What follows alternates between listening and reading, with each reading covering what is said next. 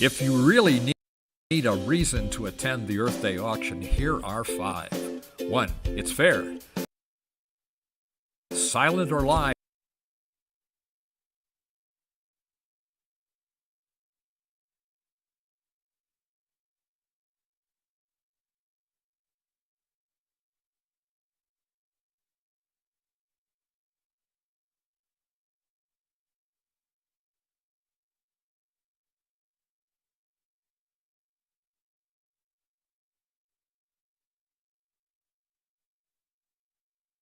If you really need a reason to attend the Earth Day auction, here are 5. 1. It's fair. Silent or live, the bidding is open to everyone. 2. It's fun. Meet and greet and bid and eat 4 kinds of chili. 3. It's fast. From 4 to 8 p.m. you can find the best buys on Earth. 4. It's fashionable. The down-to-earth fashion show. Dress up and win a prize. 5. It's fabulous. If you buy the winning raffle ticket, you'll win the grand prize. Fair, fun, fast, fashionable, and fabulous Earth Day auction, April 22nd. Get your tickets online today.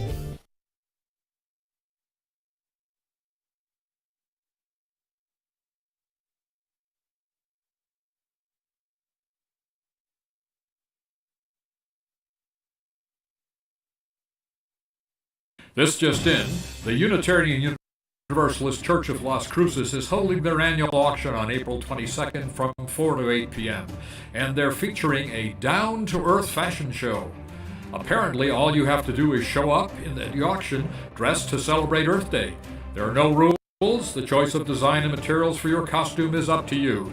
During the silent auction, the judges will circulate, evaluate, and make decisions as to the winners in 4 categories: most original, most economical, most beautiful, and most utilitarian.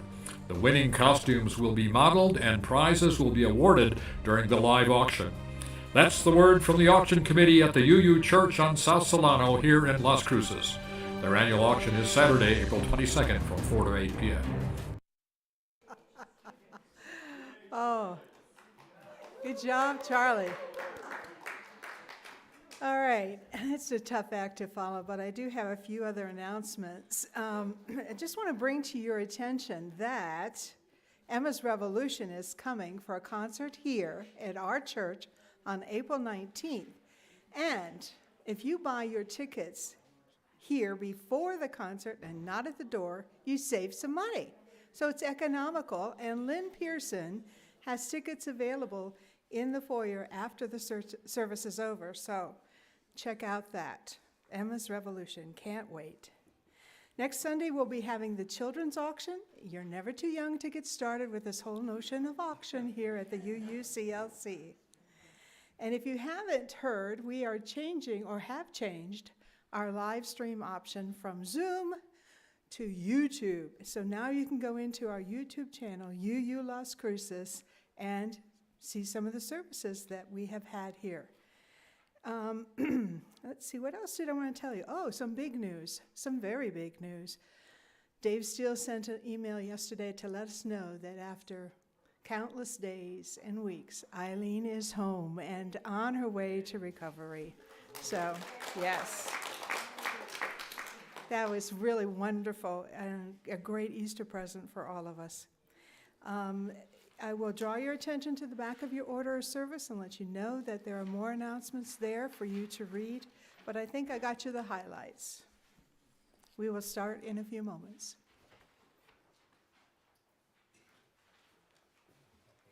Good morning.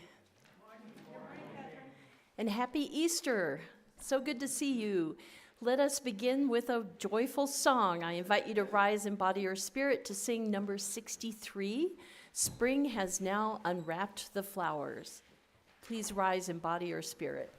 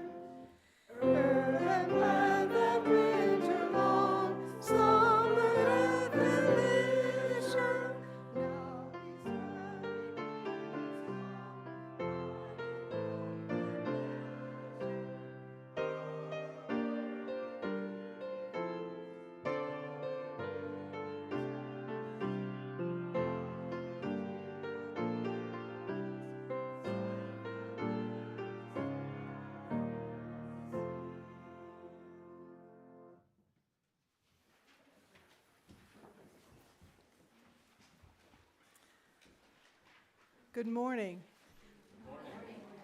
Our opening words for this Easter service come to us from E. Cummings. I am a little church, no great cathedral, far from the splendor and squalor of hurrying cities. I do not worry if briefer days grow briefest. I am not sorry when sun and rain make April. My life is the life of the reaper and the sower. My prayers are prayers of earth's own clumsily striving, finding and losing and laughing and crying, children whose any sadness or joy is my grief or my gladness. Around me surges a miracle of unceasing birth and glory and death and resurrection. Over my sleeping self float flaming symbols of hope, and I wake to a perfect patience of mountains. I am a little church, far from the frantic world with its rapture and anguish, at peace with nature. I do not worry if longer nights grow longest. I am not sorry when silence becomes singing. Winter by spring, I lift my diminutive spire to the merciful one, whose only now is forever, standing erect in the deathless truth of his presence, welcoming humbly her light and proudly her darkness.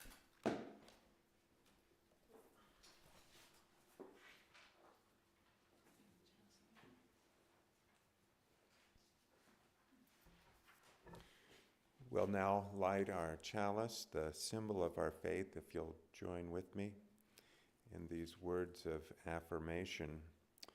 We light this flaming chalice, repeat after me. We light this flaming chalice to illuminate the world we seek. To illuminate the world we seek. In the search for truth, may we be just. In the search for truth, may we be just. In the search for justice, may we be loving. In the search for justice, may we be loving.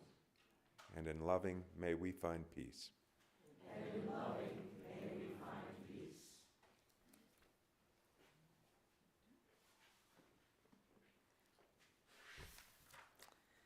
Please join in saying our church's affirmation, Rise in Body or Spirit, followed by the singing of our doxology in English and Spanish. The words will appear on the screen. Love is the doctrine of this church. The quest for truth is our sacrament, and service is our prayer. To dwell together in peace, to serve God in freedom, to serve others in community, to the end that all souls shall grow into harmony with creation. Thus do we covenant with one another.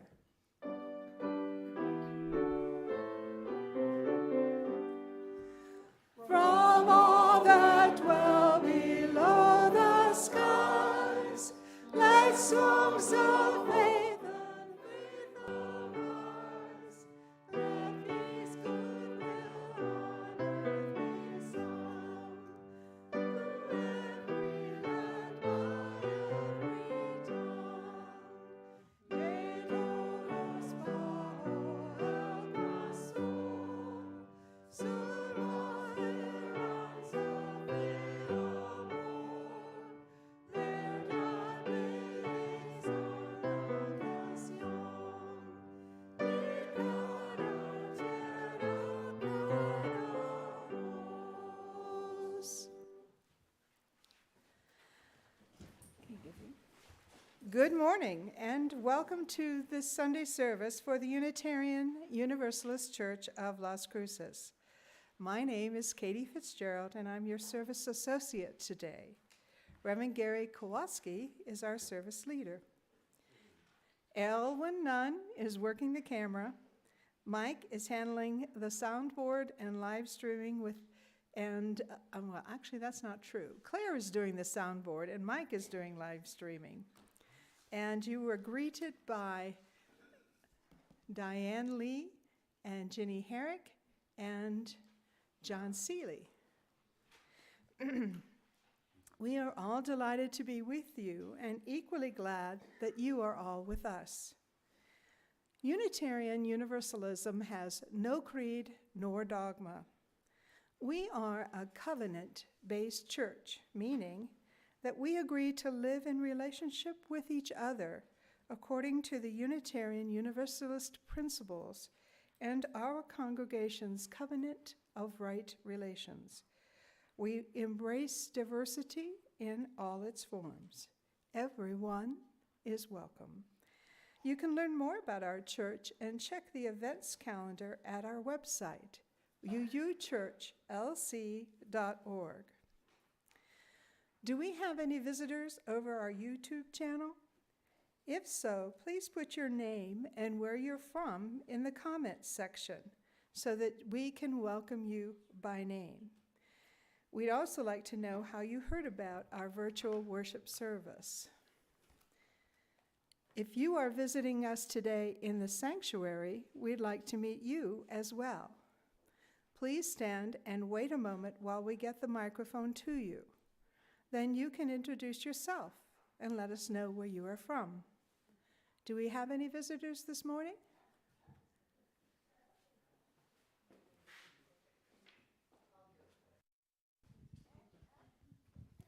Thank you. Bill Neal from Jackson Hole, Wyoming. Welcome, Bill. Good to see you here.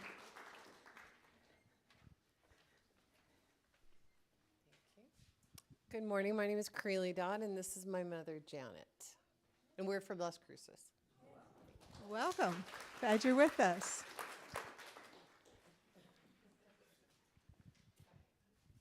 Hi, I'm Yvette Guzman, and this is Terrence down here on the floor. Thank you. Welcome. We're glad to have you.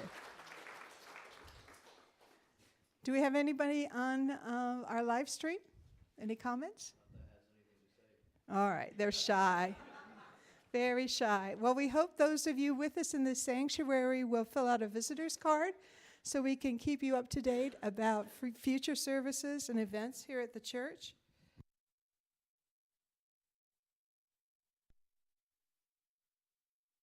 Those of you who are live streaming, please give us your contact information in the comment section so we can also send you information about upcoming events.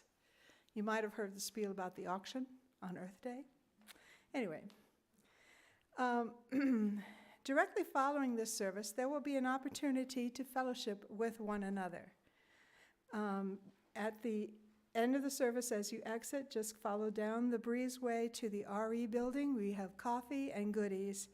This week, its hospitality is sponsored by the Snowbird Covenant Group. And now, a word from our sponsor.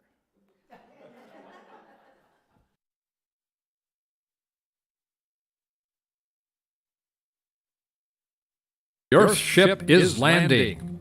In our raffle this year, you could win 2 nights off the grid. We've arranged for 2 nights for 2 people in a modern Earthship on the Mesa north of Taos. The value, $942. Is it off the grid? Check. Fast internet? Yup. Beautiful one-off Earthship design? Uh-huh. And don't forget the stained glass mermaid. Since this is offered as an Airbnb, the winner of the raffle will call the rental agent to arrange a mutually agreeable date. Now, there are only 200 raffle tickets available at $10 each. You could be the winner of this beautiful getaway. Get your tickets now.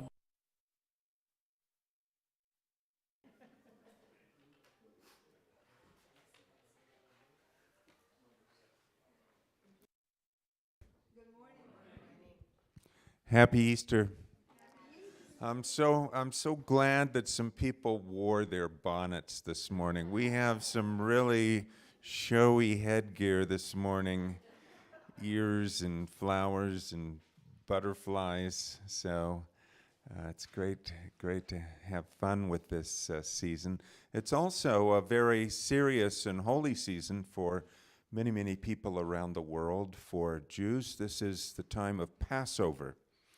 And Passover is a remembrance of something that happened long ago when the Jews were slaves in Egypt, and they were freed, and they were taken out of bondage and taken to their promised land.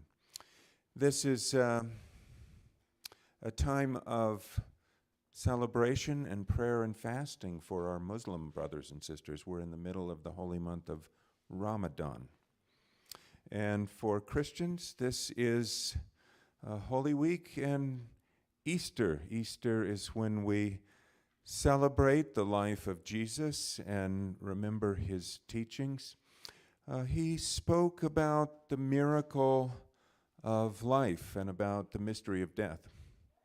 And he talked about it in terms of a seed. He said that unless a seed falls down to the earth, it remains just a seed. But if it falls to the ground and is buried, then it has new life, and it bears fruit.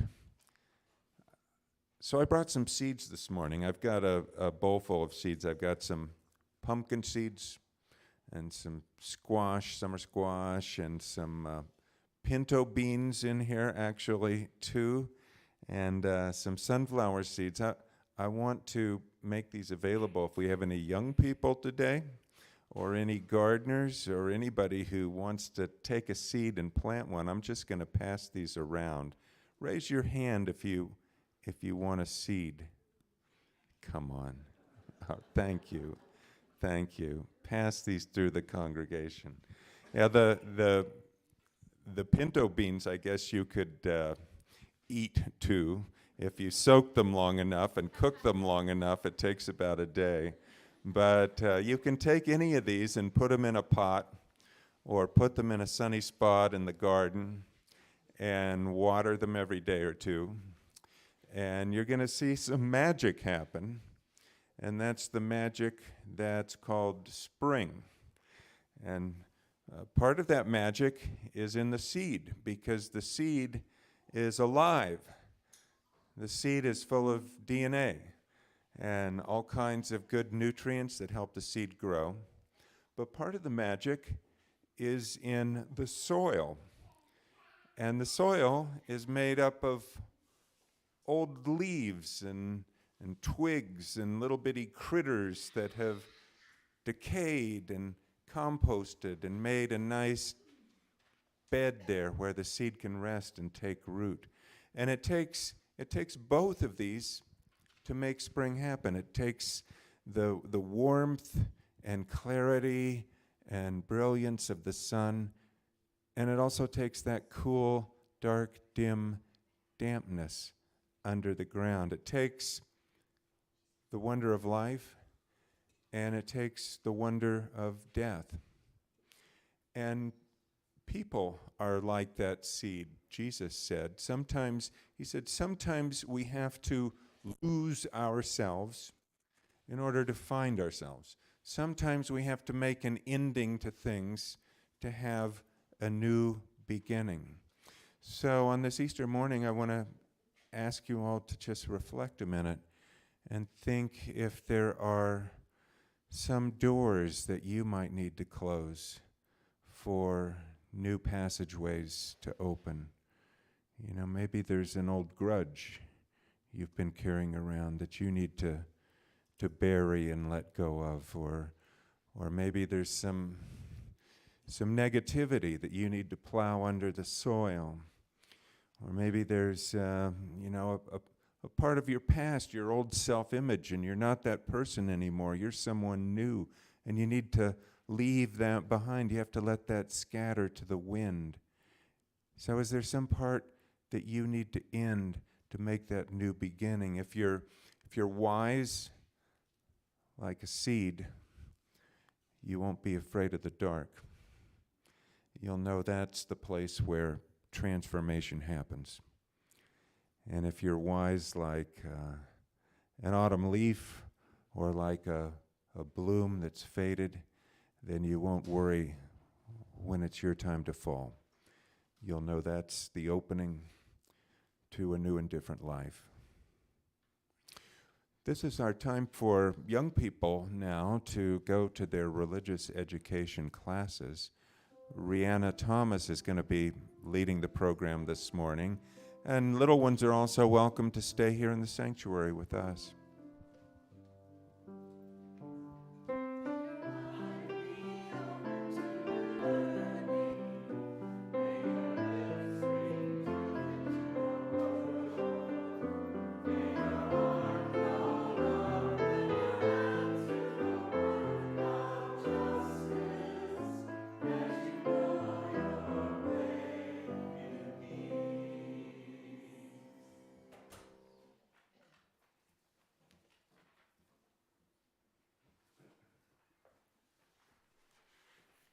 Our opening hymn is Lo, the Day of Days is Here, number 269.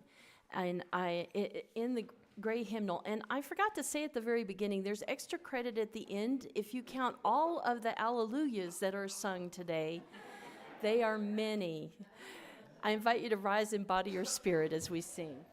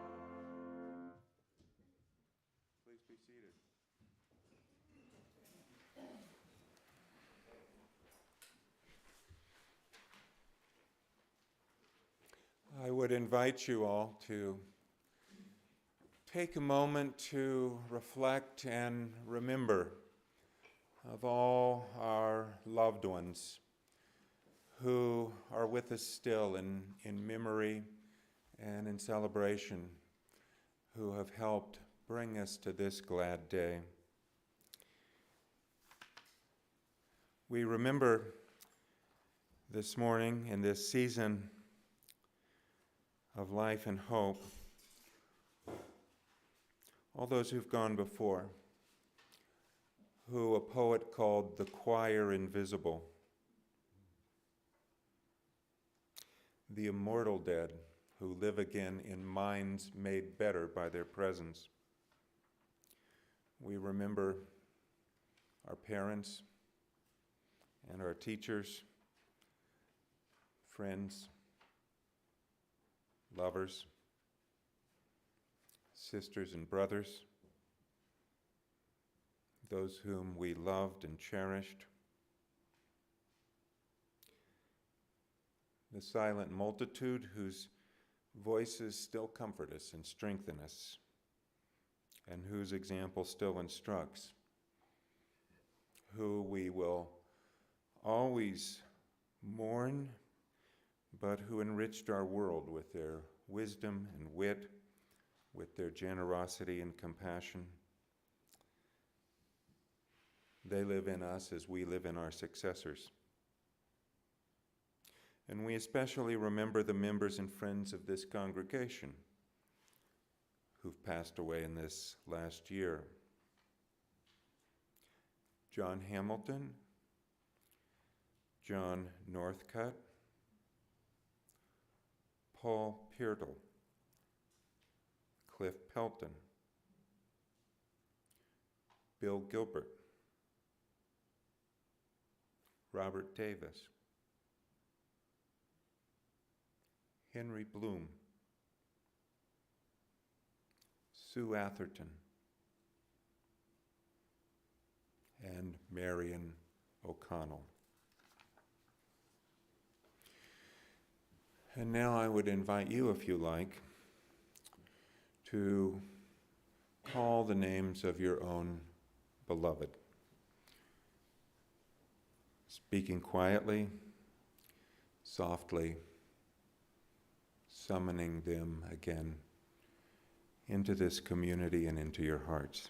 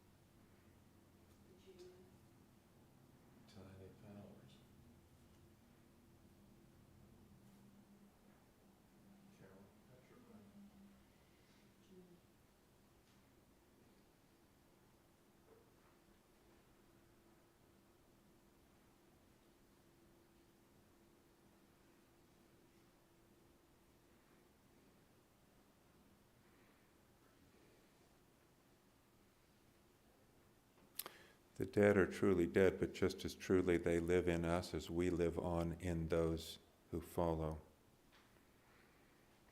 Knowing that our days are numbered, help us too to live with joy and courage, using our energy and the words of the Passover Haggadah to heal and not to hurt, to bless and not to curse, to help and not to hinder, to serve you, Spirit of freedom. Shalom.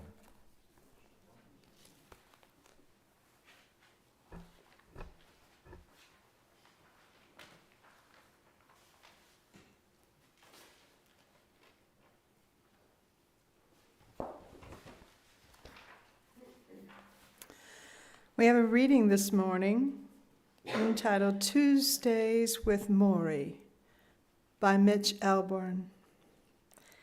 Let's begin with this idea, Morrie said. Everyone knows they're going to die, but nobody believes it.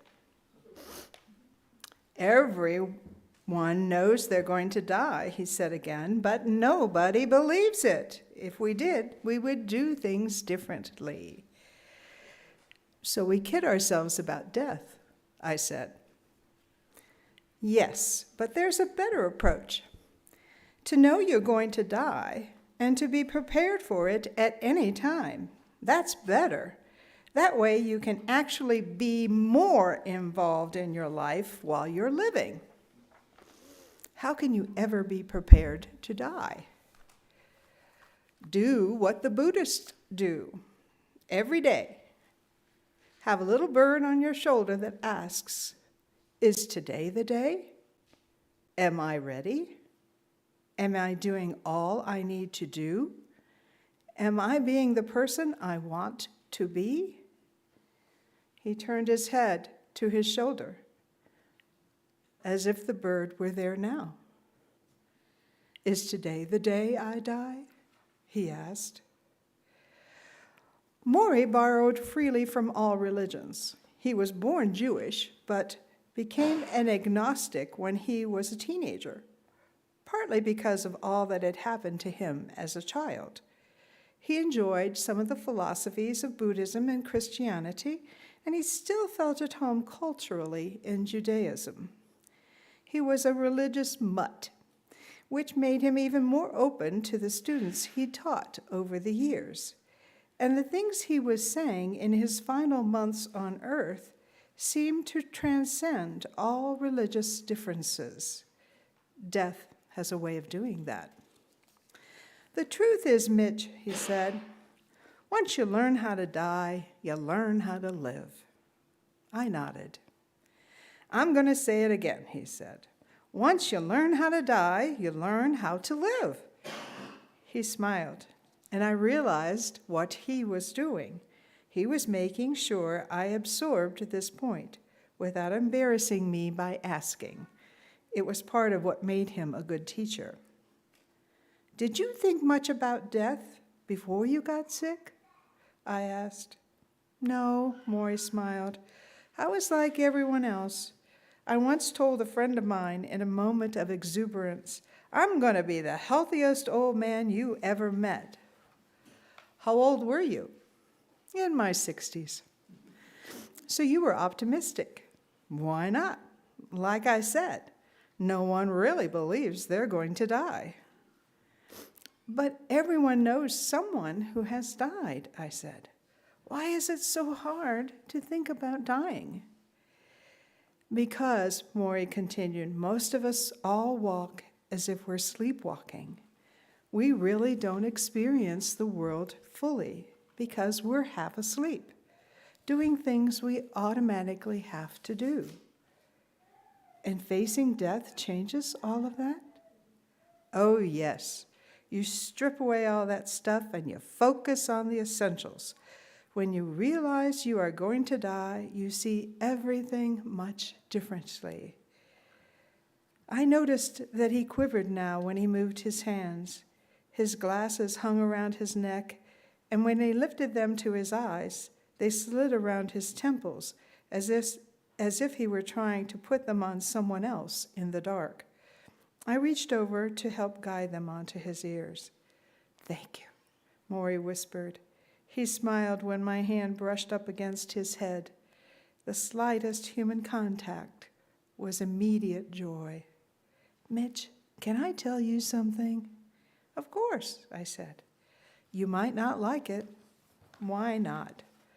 Well, the truth is, if you really listen to that bird on your shoulder, if you accept that you can die at any time, then you might not be as ambitious as you are. I forced a small grin. The things you spend so much time on, all this work you do, might not seem as important.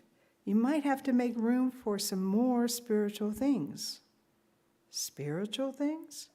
You hate that word, don't you? Spiritual. You think it's touchy-feely stuff.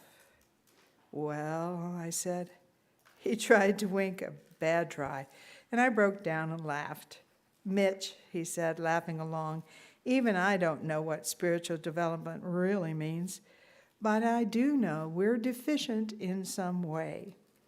We are too involved in materialistic things, and they don't satisfy us. The loving relationships we have, the universe around us, we take these things for granted. He nodded toward the window with the sunshine streaming in. You see that? You can go out there, outside, anytime. You can run up and down the block and go crazy. I can't do that. I can't go out. I can't run. I can't be out there without fear of getting sick. But you know what? I appreciate that window more than you do. Appreciate it? Yes, I look out that window every day. I notice the change in the trees, how strong the wind is blowing. It's as if I can see time actually passing through that window pane, because I know my time is almost done. I'm drawn to nature like I'm seeing it for the first time.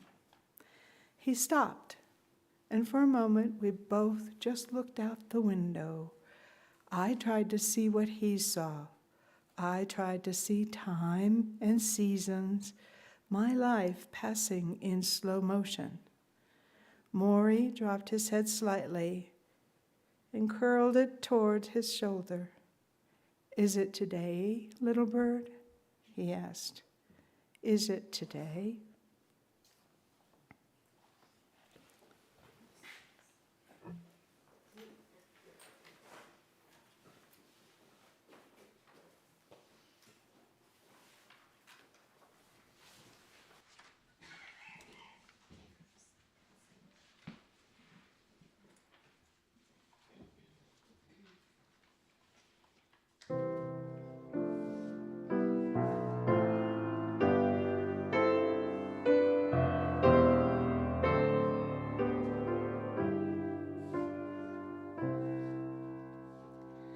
Last night I lay a-sleeping, there came a dream so fair.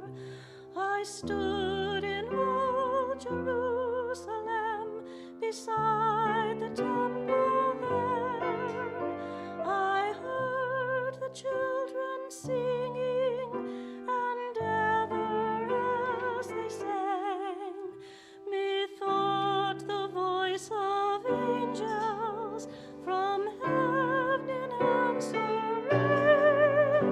Methought the voice of angels from heaven answering.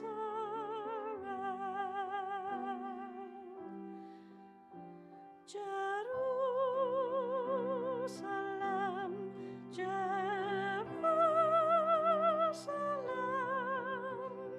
lift up your gates and sing.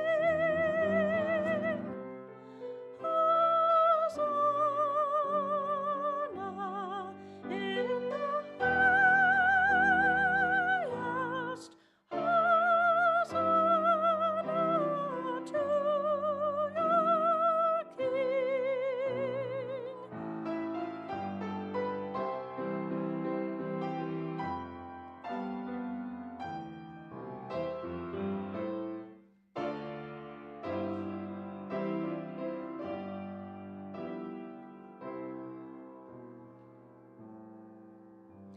And then methought my dream was changed, the streets no longer rang.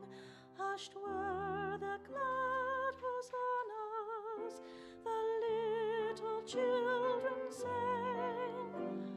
The sun grew dark with mystery, the moon was cold and chill, as the shadow of a cross arose upon a lonely hill, as the shadow of a cross arose upon a lonely hill. Jerusalem, Jerusalem, hark how the angels sing. Hosanna in the highest. Hosanna to your King.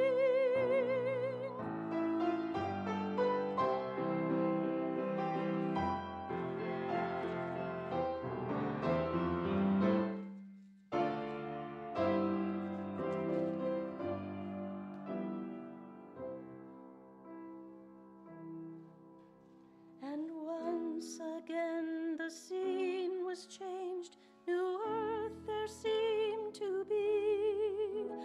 I saw the holy city beside the tideless sea.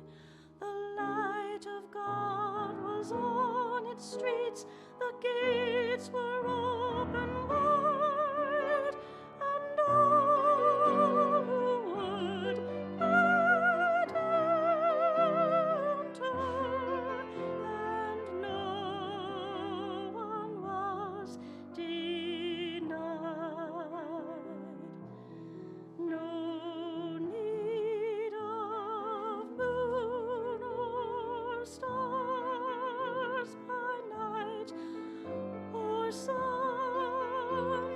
shine, my dear.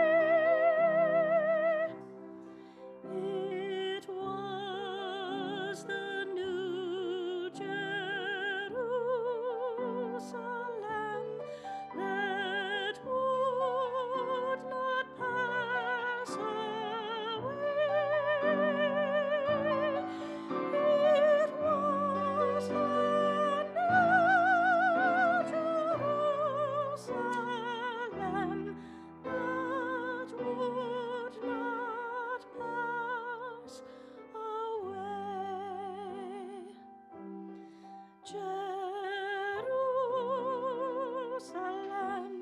Jerusalem,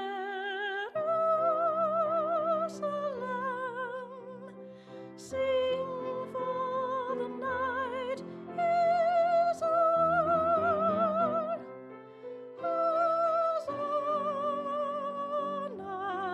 in the highest, Hosanna forevermore.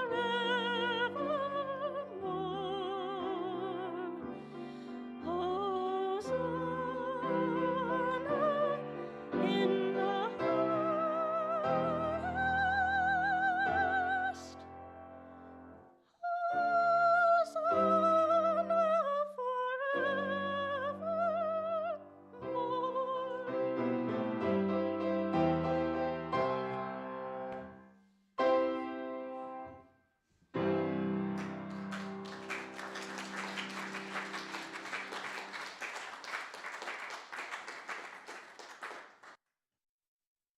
Thank you so much.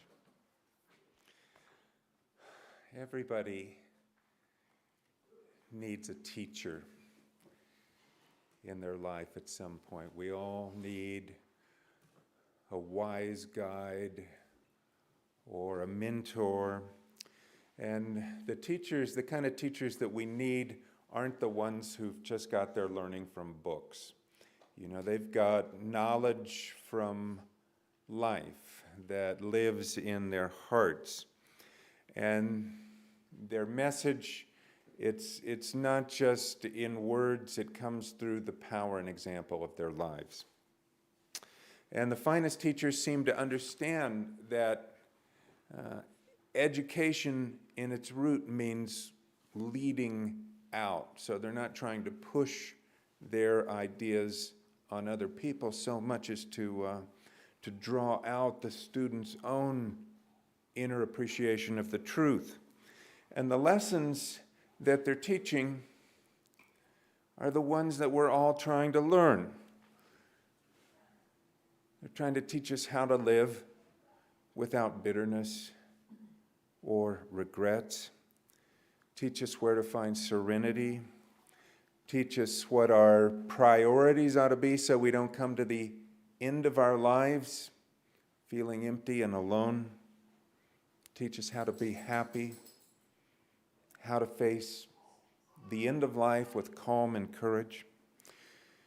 And for a lot of people, the teacher could be a historical figure like Jesus. His disciples called him teacher or rabbi. Those two words kind of mean the same thing. And more modern biblical scholars are starting to look at the historical Jesus in this way.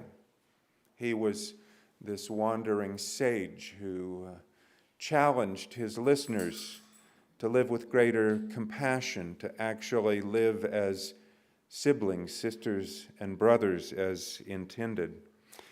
And it's said in the scriptures that people marveled at what he taught because he taught not as the scribes, in other words, those who were copying down and memorizing the ancient texts. He taught as one who had authority, who really got it. But authority, it comes in all shapes and sizes, and for some the teacher might be female, for some male.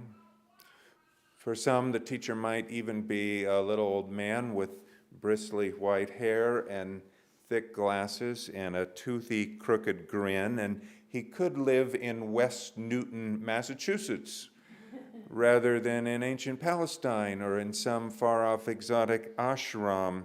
And he could even be somebody like Morrie Schwartz, who was probably more of a wise guy than a stereotypical wise man.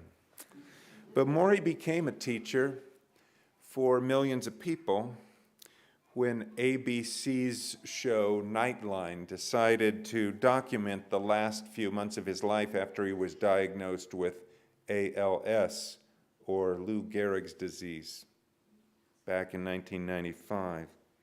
And then he inspired many more people through the writings of his former student, Mitch Albom, who reconnected with the favorite professor he'd had as an undergraduate at Brandeis, and then recorded the weekly conversations that they shared during this dying man's final passage, which became the basis for his book, Tuesdays with Morrie. Albom relates how Morrie was one of those rare professors who'd gone out of his way in college to actually connect with the students. You know, he took a personal interest. He actually participated in those sophomore bowl sessions about, what's it all about and the meaning of life. He encouraged kids to follow their dreams. During the Vietnam War, apparently he gave all the young men in his class A's and encouraged the other faculty to do the same so that they wouldn't lose their student deferments and get drafted and maybe get killed. And so Mitch became more of a kind of father figure than just a thesis advisor. And after he graduated, Mitch promised that he was going to stay in touch. You know, this relationship was so important. But then he never followed through. And time lapsed, and Mitch got caught up in his own life, his own career. He was climbing the ladder of success and checking those little boxes we all have. And he never gave his old professor another thought until he saw him on national TV being interviewed by Ted Koppel, asking him how it felt to know that he was dying. And Mitch's story reminds me of another tale that Jesus once told about a prodigal son. Father had two boys, and one of them, as soon as he was grown, disappeared. He wandered off. He lost contact with his family. He squandered his fortune. He ruined his health. And then finally, when he was at the end of his rope and he didn't have any resources left, he returned home. And his father throws this big party, a big banquet to welcome him back. And, you know, the older brother who stayed at home and has tended to all his duties and family responsibilities, he's hurt. He's outraged at this reception his younger brother receives. But the father's attitude is different. How can he do anything? How can he do anything but welcome this lost child back home? So Mitch feels like a nebbish. He feels like a nobody or a no-goodnik, calling up Morrie, cold call after 15 years. It's been that long since they said goodbye at graduation. But Morrie answers the phone, hears Mitch's voice, welcomes him back with open arms. Mitch says, "I can't tell you why he received me so warmly. I was hardly the promising student who'd left those years before. Had it not been for Nightline, Morrie would have died without ever seeing me again. And I had no good excuse for this, except the excuse that everyone seems to have these days. I'd become wrapped up in the siren song of my own life. I was busy. What had happened to me, I asked myself. Morrie's high, smoky voice took me back to my university years when I thought that rich people were evil, that a suit and a tie were prison clothes, that life without the freedom to get up and go was no good life at all. What had happened to me? The 80s happened, the 90s happened, death and sickness and getting fat and bald happened. I'd traded lots of dreams for a bigger paycheck and never even realized I was doing it. Yet here was Morrie talking with the wonder of our college years as if I'd just been on a long vacation. "Have you found someone to share your heart with?" he asked. "Are you given back to your community? Are you at peace with yourself? Are you as human as you can be?" I squirmed, wanting to show that I'd been grappling deeply with these kinds of questions. But what had happened, once I'd promised that I was never going to just work for money, that I'd join the Peace Corps, that I'd go off and live in beautiful, inspirational places. Instead, I'd been in Detroit for 10 years now. At the same workplace, using the same bank, visiting the same barber. I was 37. I was more efficient than I was in college. My life was filled with computers and modems and cell phones. My days were full, but a lot of the time I was just unsatisfied. What happened? And to answer that question, Mitch and Morrie go on their final tutorial together, a class on what it's all about, taught weekly in the professor's home. No required reading. Assignments included some simple physical tasks like lifting the old professor's head to a more comfy spot on the pillow. And the topics covered included success and failure, living and dying, and the purpose of existence. And overhearing this exchange is a little like listening to the Sermon on the Mount, delivered in a Bronx accent with a little Jewish humor thrown in. But then I don't suppose that Jesus talked in Elizabethan cadences either, despite everything the King James translators did to make him sound like Lionel Barrymore. He spoke in simple, everyday language like Morrie, and the lessons were largely the same. Share and care, forgive and forget. Money and material possessions aren't going to buy inward satisfaction. That's a big theme for both of them. You can hardly turn a page in the Gospels without hearing a commentary on worldly wealth, rich people being like camels trying to pass through the eyes of needles, or don't lay up treasure for yourself here on earth. Jesus says, lay up treasure in heaven, because where your treasure is, there your heart is going to be also. And this is how Morrie put it. Wherever I went in my life, I met people who always wanted to gobble up something new. Gobble up a new car, gobble up a new piece of property, and then they'd want to tell you all about it. Guess what I got? Guess what I got? And you know how I interpreted that? These people were so hungry for love that they were willing to accept substitutes.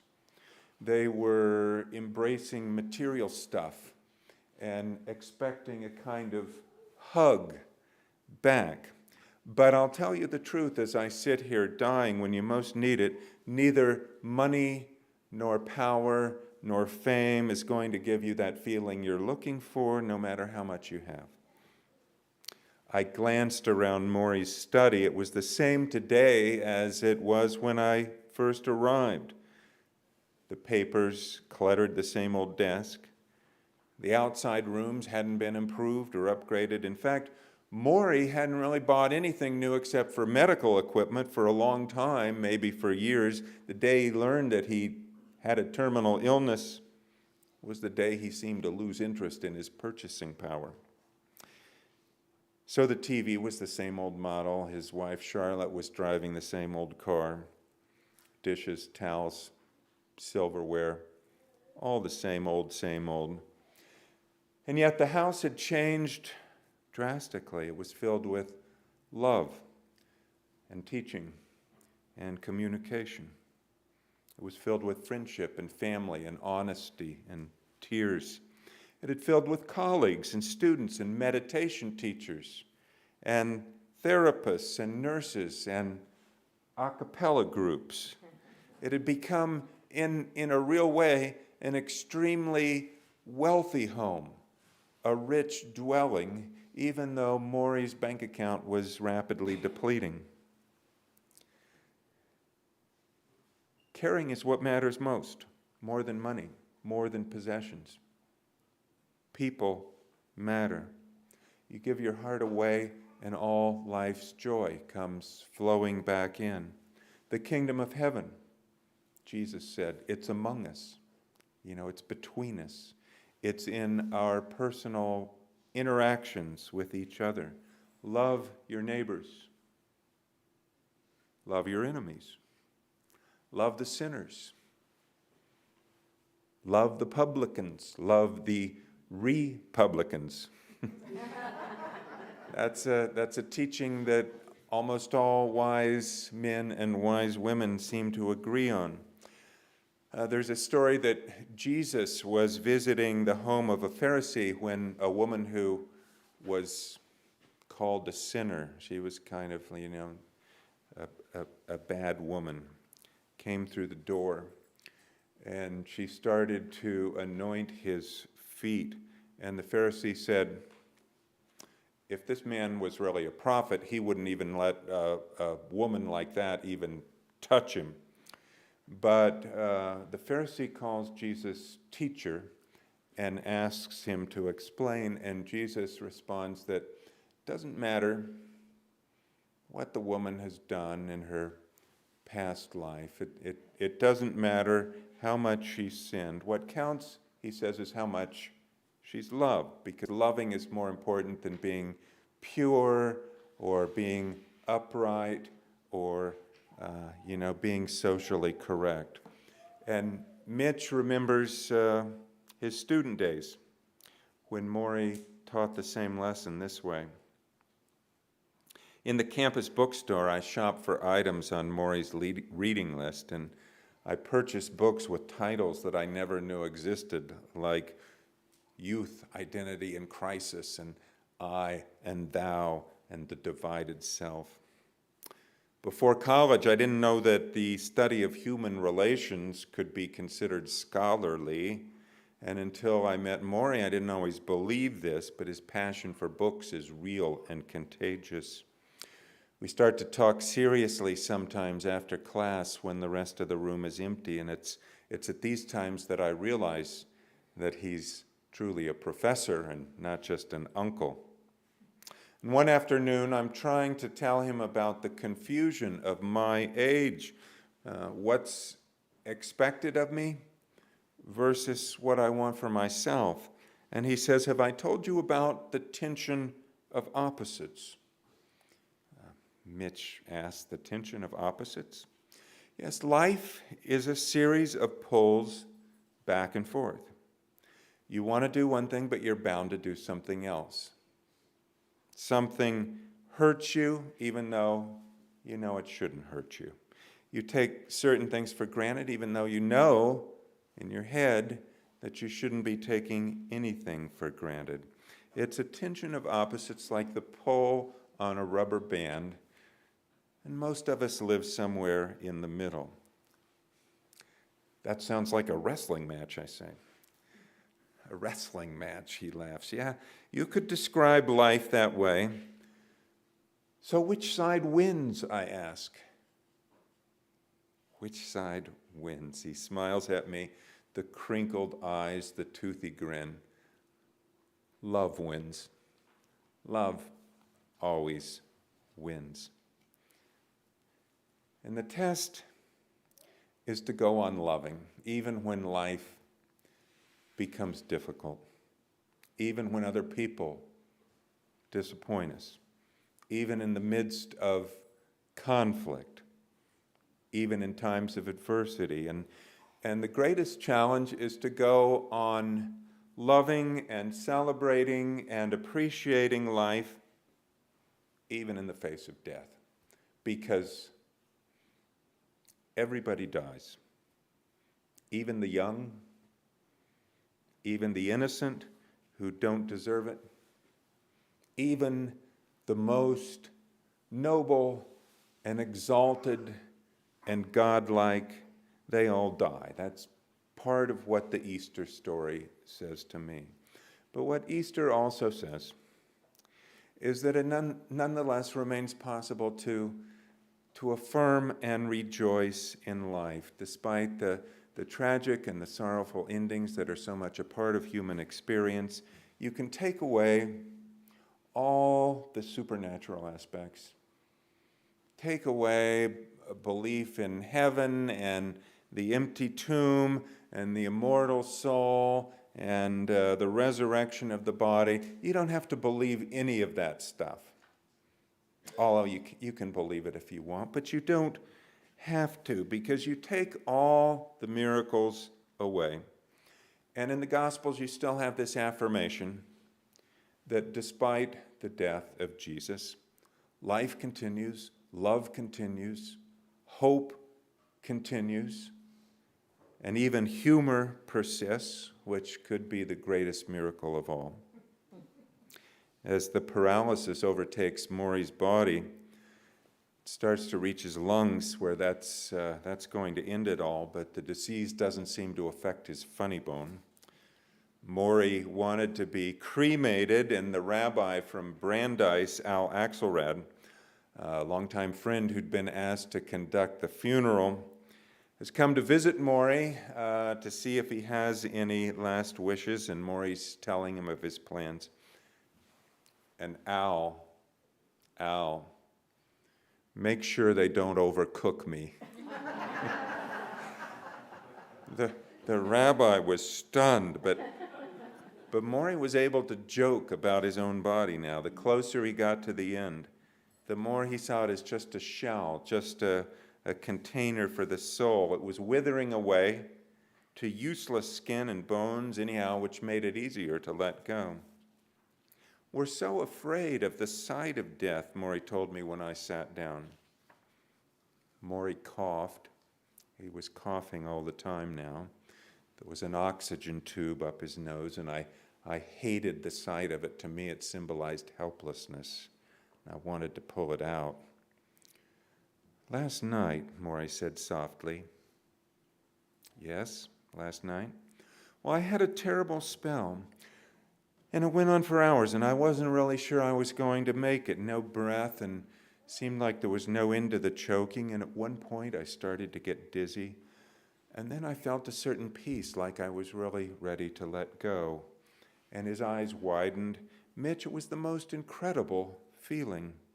The sensation of accepting what was happening, of being at peace. I was thinking about a dream I had last week where I was crossing over a bridge into the unknown, being ready to move on to whatever that is that's next. But you didn't. And Morrie waited a moment and shook his head slightly. No, I didn't, but I felt I could. Do you understand that? And that's what we're all looking for, a certain peace with the idea of dying. If we know in the end that we can ultimately have that peace, then we can finally do the really hard thing, which is to make peace with living. Peace is my parting gift to you, says Jesus to his disciples at the end. My peace, such as the world cannot give, set your troubled hearts at rest, banish your fears. And I think it's this same peace that Morrie is talking about. It's a peace that comes from a sense of deep trust and acceptance of this universe, which is full of birth and growth and aging and death. It's a peace that comes from feeling a part of nature where beginnings and endings evolve in endless procession. It's a peace that comes from a willingness to embrace and venture into the unknown, into that mystery from which we all emerge, to which we all eventually return.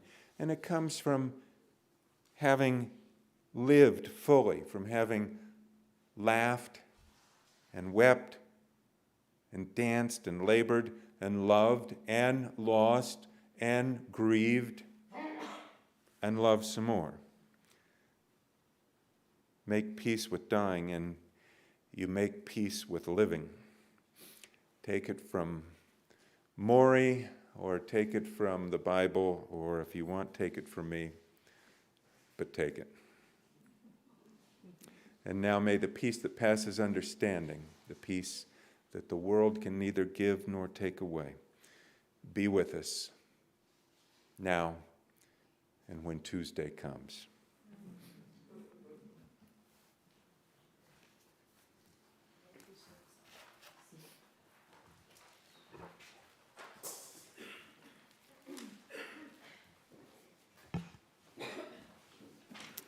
As it is now time to share gifts, we recall the words of Brandon L. Lovely. Let there be an offering to sustain and strengthen this place, which is sacred to so many of us, a community of memory and of hope, for we are now the keepers of the dream. For those who are live streaming this morning, please refer to the electronic order of service or to the member section of the church website to see how you can continue making your pledges online if that is your preference. The church is continuing its support of organizations identified by the Social Justice Committee as recipients for our Change for Change program. We collect your actual change or checks that have Change for Change noted in the memo line, as well as online donations for this purpose. So please be generous as the basket is being passed, and continue your support for Change for Change. This quarter, recipients for Change dollars is the Border Servant Corps, a group that works tirelessly with refugees to ease their entry into our country. The greeters will now pass the basket.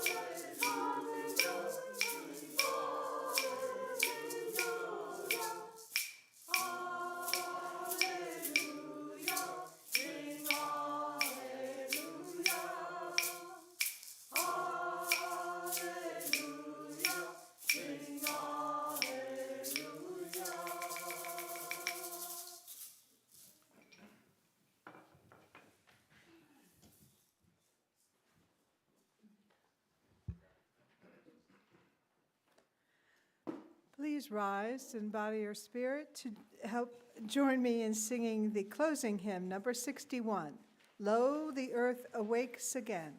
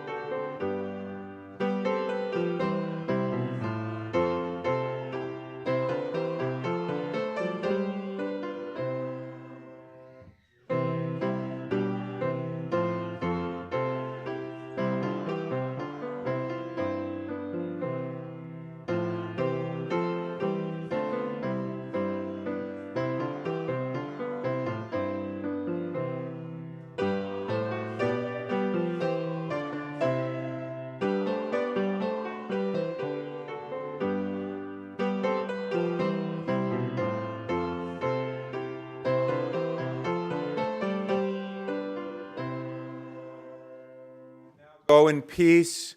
Go with the peace that dries every tear, that heals every wound, that welcomes each new day and puts every shadow to flight. Amen. Please join me as we say these words and extinguish our flame. We extinguish this flame, but not the light of truth, the warmth of community, nor the fire of commitment. These we carry in our hearts until we are together again.